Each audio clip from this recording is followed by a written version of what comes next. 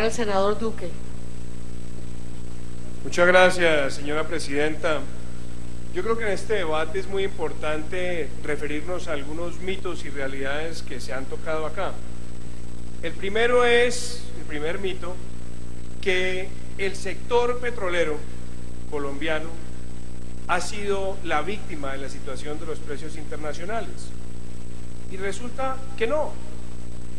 El sector venía creciendo entre el año 2008 y 2012 a un ritmo del 10% por año. Y después del tercer trimestre del año 2012, 2013 y 2014, empezamos a ver una desaceleración con crecimientos del 3%, mucho antes que se presentaran estas distorsiones de precios, y que además mostraban que los grandes desincentivos estaban por el lado de las licencias ambientales, por las excesivas demoras en las consultas previas, por los ataques terroristas y por la incertidumbre jurídica. Ya se empezaba a ver allí un fenómeno crítico. Y también es importante dejar en claridad que uno de los grandes desafíos que tenemos de mediano plazo ha sido planteado por el escenario de la BP a través de su documento de proyecciones al 2035, donde ya se dice que para el año 2021 Estados Unidos va a estar exportando el 9% de su producción energética. Y eso implica para un país como Colombia empezar a ver ese destino tan importante para nuestro petróleo con posibilidades de sustituirlo. Acá se ha dicho que Colombia no es un país petróleo dependiente. Claro que uno podría pensar que sí, porque un país cuyas exportaciones en un 50% dependen de este producto empieza a tener fragilidades. Porque además estamos hablando de un sector que tiene el 35% de la inversión extranjera directa, que representa el 40% del mercado de divisas, que representa el 70% de los ingresos de capital de la nación, que representa cerca del 83% de los ingresos por regalías y que adicionalmente representa entre el 17 y el 20% de los recaudos de impuesto de renta y cerca del 10% u 11% de los recaudos tributarios totales se originan en este sector. Ahora, aquí también se ha dicho que Colombia es un actor relevante en materia petrolera. La verdad es que Colombia, ministro, solamente tiene el 0.7% de las reservas de la región, de América Latina y el Caribe. Y la relevancia no solamente se mira en producción, se mira en reservas. Y si analizamos los campos que tiene el país, Colombia tiene 161 campos, 161 que están produciendo entre 100 y 1000 barriles diarios. Y 101 entre 1000 y 10.000. Solamente 4 que producen más de 40.000 barriles diarios. Entonces no podemos hablar con esos escenarios de un país que es relevante cuando apenas tiene reservas para 6.6 años. Se ha dicho que el país ha tomado las decisiones correctas para enfrentar esta situación. Tercer mito. No, la reforma tributaria del año pasado le dio una estocada al sector, que desincentivó la inversión. La sísmica en lo que va corrido del año ha caído 92% y las perforaciones 82%. Y la inversión ya empieza a sentir en sus efectos y sus externalidades en las regiones productoras.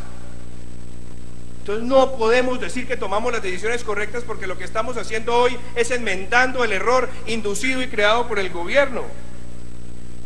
Y se nos dice que Colombia está blindada.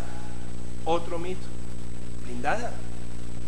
Blindada cuando el primer trimestre de este año nos muestra que las exportaciones han caído un 30%, que la inversión extranjera directa ha caído un 8%, que la inversión de portafolio ha caído un 60%, que además las proyecciones de crecimiento económico pasaron del 4.8 al 2.7 en escenarios moderados, y hasta Merrill Lynch habla del 2%. Y hemos tenido una de las peores caídas en materia de confianza del consumidor y también de la confianza industrial.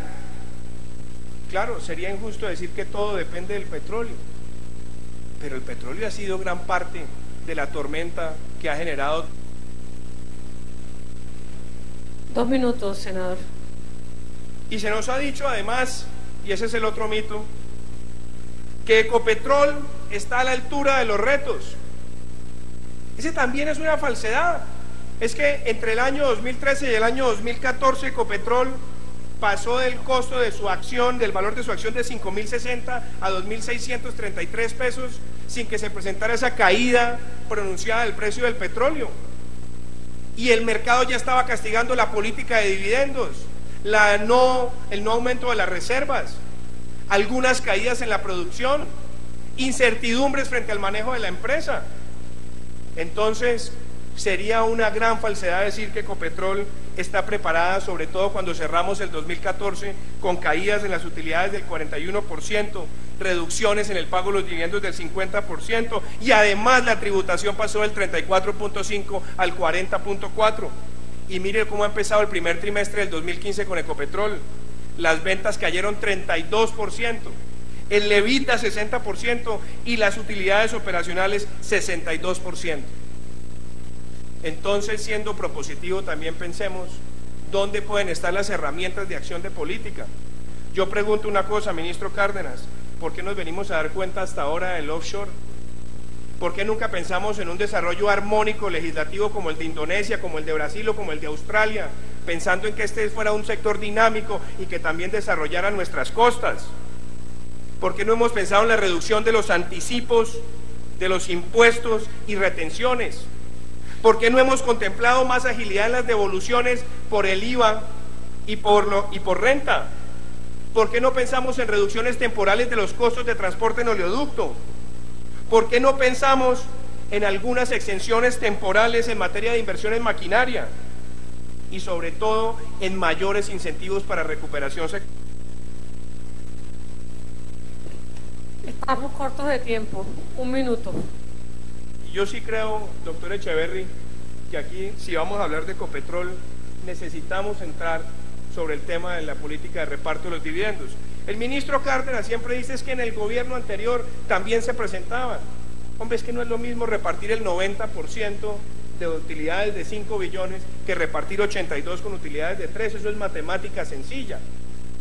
Entonces, el gobierno corporativo de Ecopetrol, la OCDE recomendó sacar a los ministros de la Junta Directiva como elemento vinculante y eso sí el gobierno no lo toca.